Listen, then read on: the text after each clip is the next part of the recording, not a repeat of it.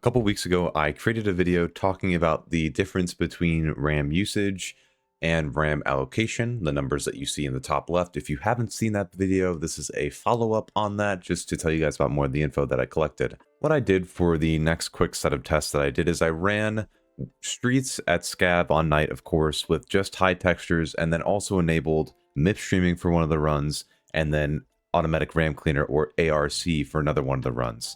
I wanted to see how those two settings affected the overall VRAM and RAM usage. With that as well, we'll be going into raid with automatic RAM cleaner on in an online raid, so I can show you what actually happens with the number live. So first, let's look at the data. So the first conclusion that I made past what I made in my previous video is that the usage of RAM directly follows the allocation of RAM. You can see here in my graph, this is just high textures with no MIP streaming, no automatic RAM cleaner, nothing like that. And you can see that the RAM usage is directly crawling with the RAM allocation here. Totally didn't just adjust the colors there, but the point of this is to show that there is actually correlation between these two numbers. They're very similar in how they peak. These tests were taken over a 5-minute period, so you can clearly see that the behavior is identical for the RAM usage versus RAM allocation. Of course, the RAM allocation being more than the actual usage, reported by MSI Afterburner, of course, but they are almost entirely similar. Obviously, there's a little bit of difference here in the beginning, but it's pretty on par, and the behavior, the pattern is very easy to see. VRAM, on the other hand, not so much. The allocation, it takes up every ounce of my 8 GB VRAM in allocation, but the usage varies from 500 to 500, from 5,000 to 6,000, depending on where we are in the map and what part of the run I'm on. You can see there is a quite steep drop here that is kind of odd, and you can see that pattern repeated over here as well. What I'm assuming this is me entering new parts of the map and it culling some data. Obviously, things like this are really hard to control in online raids, which is why you're seeing this sort of behavior. Let's move on to MIP streaming. This is the lesser interesting setting of the two here. And you can see here for MIP streaming that even though they do start to follow a similar trend, there is a slight difference in behavior as far as MIP streaming goes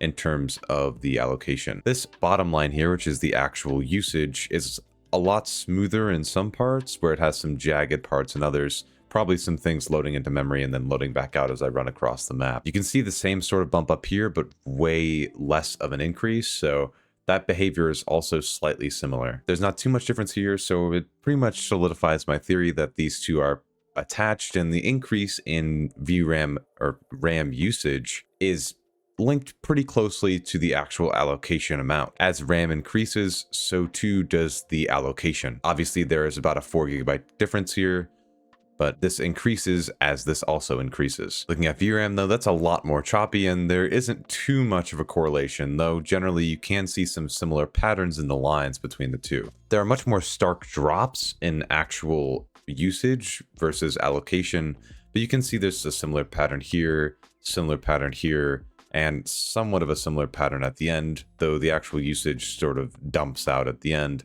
and this does not follow that behavior. It's good to see, though, that we're actually not allocating all of the VRAM buffer. It's very close, but it's not allocating every last bit. So that's why you start to see some of the behavior starting to mimic here. It's this graph here which starts to make me think that these are also directly correlated as well, and that allocation will follow a pattern of raw usage if it's, of course, not hitting my 8 GB VRAM buffer, which is kind of hard on streets when you're running high textures. But now to the interesting part, automatic RAM cleaner. If you remember the video that I made about memory leaks a long time ago and the activation of automatic RAM cleaner on pressing escape, you might be able to connect the dots and see where this rapid drop comes from. During my 5-minute test with automatic RAM cleaner, I made it a priority to ensure that I hit escape once during the 5-minute run. So I went about halfway through the test and then hit escape. And you can see that the allocation of RAM drops to near 0. It's about 1 GB actually, a bit below that. I believe the lowest number we got, if I can click in here, yeah, was 700 megabytes of actual usage. The allocation stayed at roughly 11, but the usage was down to 1 GB, which was pretty cool to see. That is where all that data is going. It's dropping the allocation a bit more steadily than it does with the raw usage, but I'm assuming this is where the stutter comes from because all of it instantly dumps and the allocation is catching up in this section. VRAM usage though wasn't as helpful. It had a stark drop as well, similar to the previous VRAM graphs that we saw before, but here it's definitely not correlated to the drop here, as it's not falling into the same timestamp as it is over there. But also our VRAM buffer is maxing out, so we can't really see any patterns in the VRAM buffer versus the VRAM usage. With that though, it's time to get into the game and for me to showcase this live. This is probably the part of the video you're looking for. So what I'm going to do is I'm going to have automatic RAM cleaner on. I'm going to have high textures, and that will most certainly fill my 8GB VRAM buffer. And then I'm going to send it full throttle onto streets. So I'm going to go on a scav so that we spawn in the middle of a raid, and I'm going to demonstrate that live. So what we're going to do is I'm just going to walk around for a little bit and let everything build up, hopefully not die, and then we're going to go and hit escape, and I'm going to show you the drop. So let's do it. So I'm in the map facing towards the center near Kaban, and but yeah, let's just hit escape and you'll... Dude, I'm gonna hit escape before I get killed. So as you can see here, the second I hit escape, those numbers are gonna absolutely plummet. And there it goes. Allocation went to about 800 there at the lowest. Not sure if there was much of a change in VRAM though, but I'll note that in the editing. Yeah, so that's what gets cleared out with automatic RAM cleaner, is that actual data there. Though the allocation still stays pretty high, seeing as I'm at high textures right now. Thanks guys for the explosions while I'm commentating. But yeah, that's the shtick.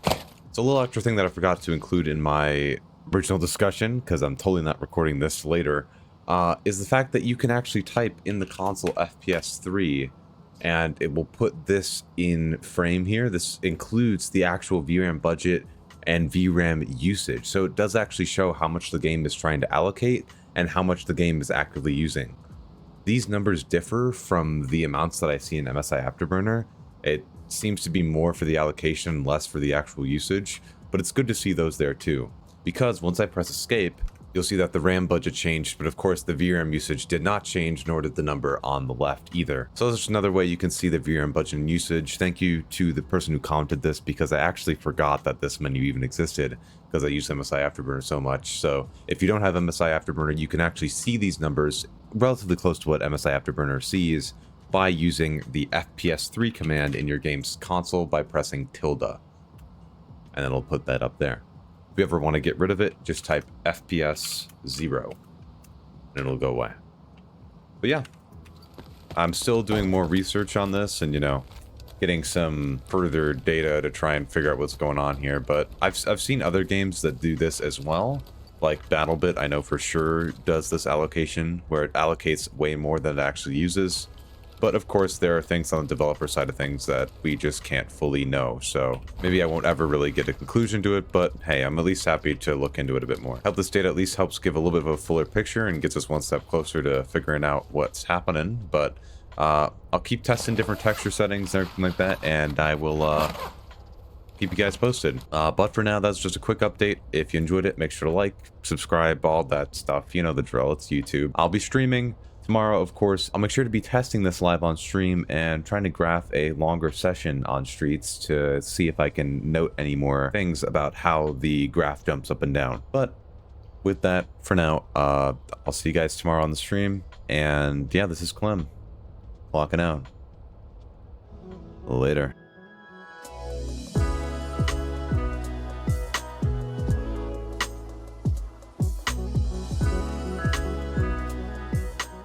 There's not too much different there, so that also furthers my theory that these two are intrinsically